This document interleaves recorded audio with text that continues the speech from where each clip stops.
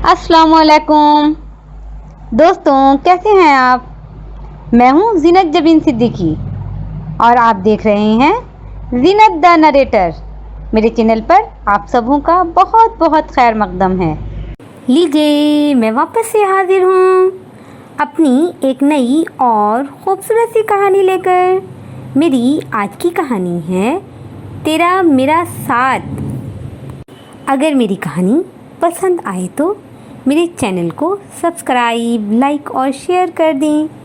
शुक्रिया। तो अब मैं शुरू करती हूँ।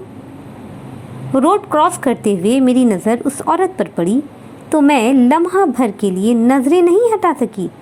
खूबसूरत सी साड़ी, हाथों में कई तरह की खूबसूरत चूड़ियाँ, जूड़े में सफ़ेद मोगरे का फूल, आँखों पर काला चश्मा और उंगली पर वही कल वाली सफ़ेद पट्टी।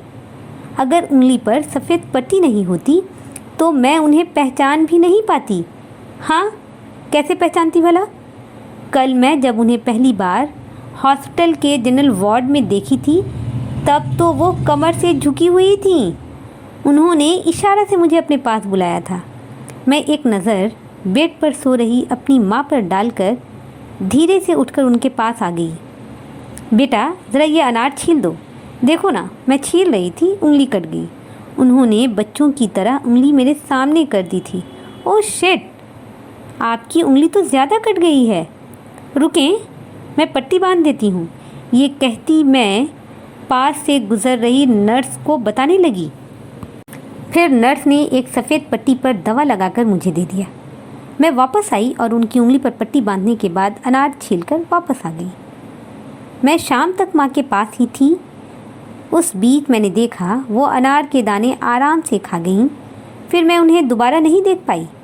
उनका बेड खाली पड़ा था। साइड टेबल पर दोपहर का खाना उसी तरह स्टील के कई खानों वाली प्लेट में प्लास्टिक रैप के साथ पड़ा था। शाम में वापस हॉस्पिटल से घर जाने के लिए वार्ड से निकल रही थी जब मैंने उन्हें देखा। वो अपनी झुकी हुई कमर पर हाथ धरे वार्ड में दाखिल हो रही थी। मैं जल्दी में थी इसलिए चुपचाप निकल आई। कल सुबह अचानक से माँ की तबीयत बिगड़ गई थी, इसलिए उन्हें हॉस्पिटल में एडमिट करवाना पड़ा था। बीपी काफ़ी बढ़ गया था उनका, जिसकी वजह से चक्कर आ रहा था उन्हें।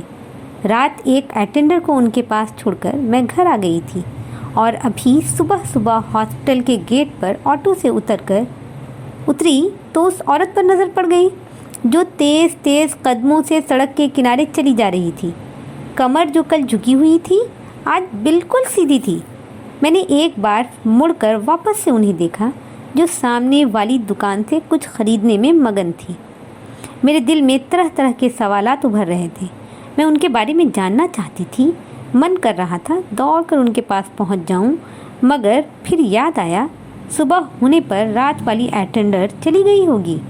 माँ को किसी चीज़ की ज़रूरत पड़ी तो वो क्या करेंगी? ये सोचती मैं हॉस्पिटल के गेट पर अपना पास दिखाकर लॉन में आ गई। लॉन क्रॉस कर मैं वार्ड में आई तो माँ बेड पर बैठी नाश्ता कर रही थी। अटेंडर जा चुकी थी। मैं फल का पैकेट टेबल पर रखते हुए सामने वाली बेड की तरफ देखने लगी। बेड के चारों तरफ सफ़ेद पर्दा लगा हुआ था। कैसी तबीयत है माँ? मैं कुर्सी पर बैठ गई। आज तो बहुत आराम है, चक्कर भी नहीं आ रहा। माँ ने मुस्कुराकर मुझे देखा। माँ, तू वक्त पर दवा खा लिया कर, नहीं तो इसी तरह हॉस्पिटल में रहना पड़ेगा। फिर मैं तुझे देखूं या अपना घर परिवार? मैं पानी ग्लास में डालकर उन्हें पकड़ाई। हाँ, भूल जाती हूँ, याद नहीं रहता दवा खाई हूँ या नहीं। माँ का चेहरा उदास सा हो गया। चलो कोई बात नहीं, अब तू आराम कर। मैं उनके हाथ से नाश्ते की प्लेट लेकर बेड के नीचे रख कर खड़ी हुई, तभी नर्स आ गई। शायद इंजेक्शन लगाना था माँ को। मैं कुछ देर माँ के पास बैठी बातें करती रही कि तभी मेरी नज़र वार्ड में दाखिल होती उसी औरत पर पड़ी जो घंटे भर पहले तेज़ तेज़ कदमों से सड़क पर चली जा रही थी। मगर ये क्या, उसकी कमर वापस से झुकी हुई थी। एक हाथ कमर पर था, दूसरे हाथ में वही साड़ी थी जो कुछ देर पहले पहन रखी थी उसने। जूड़े में मोगरे का फूल अभी भी था। हाथों में चूड़ियाँ थीं। वो बहुत धीरे धीरे चलकर अपने बेड तक आई। मेरे ऊपर हैरत के पहाड़ टूट रहे थे। हॉस्टल के बाहर तन तन कर चलना और वार्ड में यूं झुक झुक कर मेरी कुछ समझ में नहीं आ रहा था। नर्स माँ को इंजेक्शन लगाकर जा चुकी थी। माँ आंखें बंद किए बेड पर पड़ी थी और मैं कुर्सी पर बैठी उस औरत को ही देख रही थी जो बेड का पर्दा साइड करके साड़ी को तह लगा रही थी।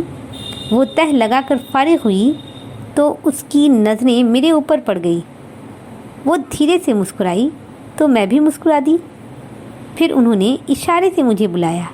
मैं उठकर उनके पास आ गई। बैठो ना, वो अनार थैले से निकालती हुई बोली तो मैं कुर्सी पर बैठ गई। लो, आज भी छील दो। वो प्लेट में रखकर अनार मुझे पकड़ा दी। आपको अनार बहुत पसंद है ना? मैंने यूं ही पूछ लिया। हाँ, बहुत ज़्यादा, मगर मेरे घर के लोग कहाँ खाने देते हैं, कहते हैं शुगर बढ़ जाएगा। हाँ, सही तो कहते हैं, अनार से शुगर बढ़ जाता है, मगर मैंने अनार छोड़कर उन्हें देखा। अरे नहीं बढ़ने वाला, अभी तो मैं हॉस्पिटल में हूँ, बढ़ेगा तो डॉक्टर दवा देगा, तुम दाना निकालो। मैं फिर से अपने काम में मगन हो गई। दिल कर रहा था बता दूँ उन्हें कि अभी मैंने आपको सड़क पर देखा था, मगर कहीं बुरा ना मान लें ये सोचकर चुप रही। देखो ना, अभी ख़रीद कर लाई हूँ, गरम गरम जलेबी, एक तुम भी खाओ। वो पेपर के लिफाफे में से जलेबी निकालकर मेरी तरफ बढ़ाई। आपको ये सब नहीं खाना चाहिए। मैं हैरानी से उनका चेहरा देखने लगी। हाँ, मुझे तो नहीं खाना चाहिए, मगर तुम तो खा सकती हो ना, खाओ, गरम गरम है, मज़ा आएगा। उन्होंने एक टुकड़ा तोड़कर मेरे मुंह में रख दिया तो मैं नाचार सी खाने लगी। अभी आप यही ख़रीदने बाहर गई थीं? मैंने धीमी आवाज़ में पूछ ही लिया तो वो ज़ोर से हंस पड़ी, एक खूबसूरत सी हंसी। तुमने देख लिया था क्या मुझे? हाँ, मैं तो हैरान ही रह गई। आप तो बिल्कुल ठीक हैं। मैं अनार के दाने निकालती रही। हाँ, मैं बिल्कुल ठीक हूँ, ये सबकी समझ में आ रहा है, मगर मेरे अपने घर वालों को नहीं।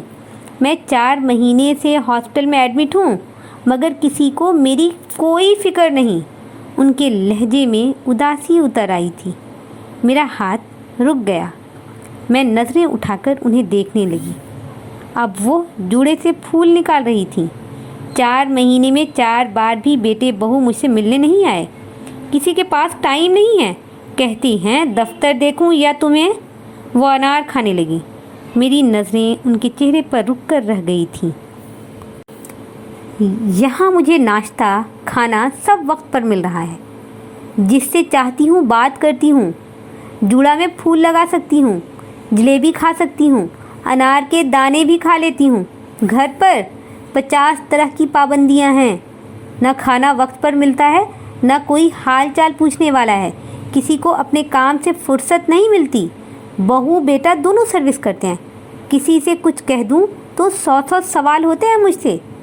जो खाना पकाकर रख दिया गया है उसी को शाम तक खाना पड़ता है। किससे शिकायत करूं? उनकी आंखों के किनारे भीग गए। आपके शौहर?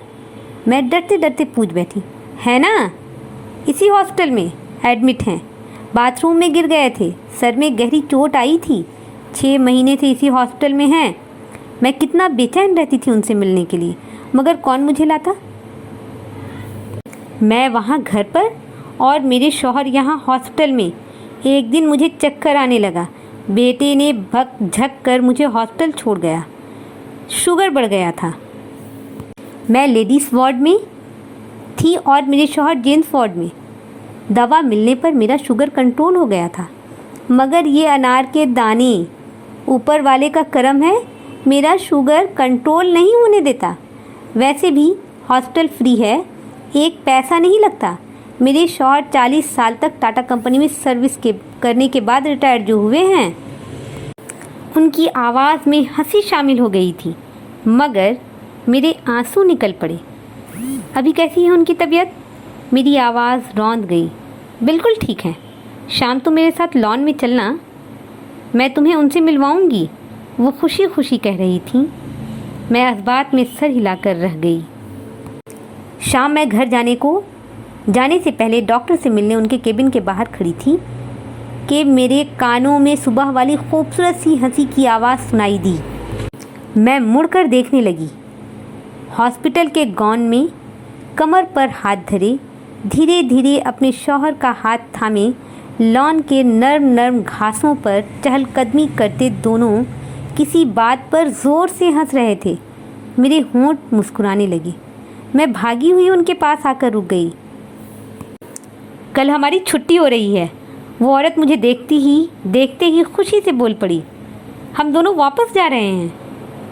वहीं अपने बेटे के घर जहाँ 50 पाबंदियाँ हैं। मेरा लहजा तलख हो गया। नहीं, वहाँ नहीं, मेरी बेटी आ रही है हम दोनों को अपने साथ ले जाने के लिए। अंकल की आवाज़ खुशियों से भरी हुई थी। मैं हंस पड़ी। मुझे भैया याद आ गए। कल से मैं माँ को लिए हॉस्पिटल में थी। अभी तक एक कॉल भी नहीं किया था उन्होंने। मसरूफ़ होंगे भैया अपने ऑफिस में और भाभी अपने ऑफिस में। मेरी आज की कहानी यही ख़त्म होती है। मैं अपनी आने वाली वीडियो में एक नई और ख़ूबसूरत सी कहानी लेकर जल्द हाज़िर होती हूँ। जब तक के लिए मुझे इजाज़त दें। अपना ध्यान रखें, अपनों का ध्यान रखें। अल्लाह हाफ़िज़।